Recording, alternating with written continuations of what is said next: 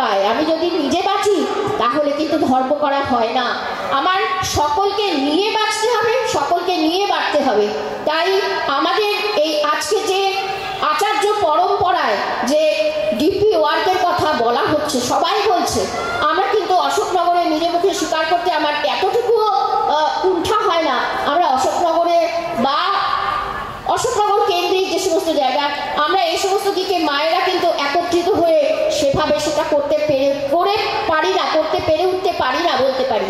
এই যে পারি না, পারবো না, এই জিনিসটাও কিন্তু আমাদের একটা নেগেটিভিটি নির্দেশ করে।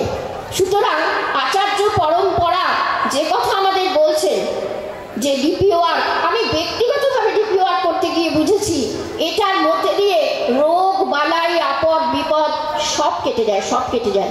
একটা গল্প লেখা পড়ছিলাম আচার্যদেবের, সেটা হচ্ছে একটি মা বেশ রঙ্গ করে করে তিনি বলেছেন, আমি সেটা শুনেছি আর কি, যে একটি মা তার বিশাল শরীরের কষ্ট, হাঁটতে পারেন না ভালো করে, শরীর ভালো যায় না, যা আমাদের একটু বয়স হলে হয় আর কি। আচার্যদেবের কাছে সেটি নিবেদন করার পর আচার্যদেব বললেন, মা আপনি বাড়ি থেকে রোজ বাইরে বেরোবেন, আপনার পাশে যিনি গুরু ভাই বাড়ি আছে সেখানে গিয়ে জয় গুরু বলবেন, আবার চলে আসবেন, আবার যাবেন, আবার চলে আসবেন, রোজ এরকমটা করবেন। ওই মাটি কিন্তু আচার্যদেবের কথা শুনে সেই কাজটি করলেন এবং ধীরে ধীরে সুস্থ হয়ে গেলেন। ব্যাপারটা কোথায় বলুন তো? শ্রী শ্রী ঠাকুর ছিলেন মনের চিকিৎসক। পরম্পরা কিন্তু সেই ধারাটাকেই মেনটেন করছে, সেই ধারাটাকেই বজায় রাখছে। আমরা কিন্তু বেশিরভাগই মনের দিক থেকে অনেক দুর্বল হয়ে যাই, মানসিকভাবে অনেকটা বিপর্যস্ত হয়ে যাই। ওই যে রোজ গিয়ে কাউকে জয়গুরু বলা, আবার ব্যাক করা, আবার বলা, আবার ফিরে আসা, এই ভাবের মধ্যে দিয়ে আমার মনের মধ্যে জমে থাকা যে অন্ধকার, আমার মনের মধ্যে বাসা বেঁধে থাকা যে অন্ধকার, তা কিন্তু দূর হয়ে যায়, সেই রোগ কিন্তু চলে যায়। আমরা কিন্তু নিজের ভেতর থেকে আমার যে আমি, সেটা বেরিয়ে আসে। আমিও যে অনেক কিছু পারি, আমারও যে অনেক ক্ষমতা, আমরা কিন্তু সেটা উপলব্ধি করতে পারি। তাই আজকের যুগে দাঁড়িয়ে এই ডিপি ওয়ার্কের কিন্তু অত্যন্ত প্রয়োজন, অত্যন্ত প্রয়োজন।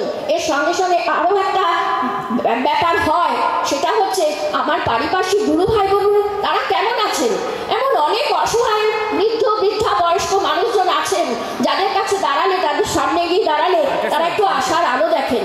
শ্রী শ্রী ঠাকুর তো চিরকাল বলে গেছেন যে আমার ব্যয় হচ্ছে ভালোবাসা, আয় হচ্ছে মানুষ। তো আমরা সে কাজটা যদি না করতে পারি তাহলে আমাদের সব কিছু করা কিন্তু ব্যর্থ হয়ে যাবে।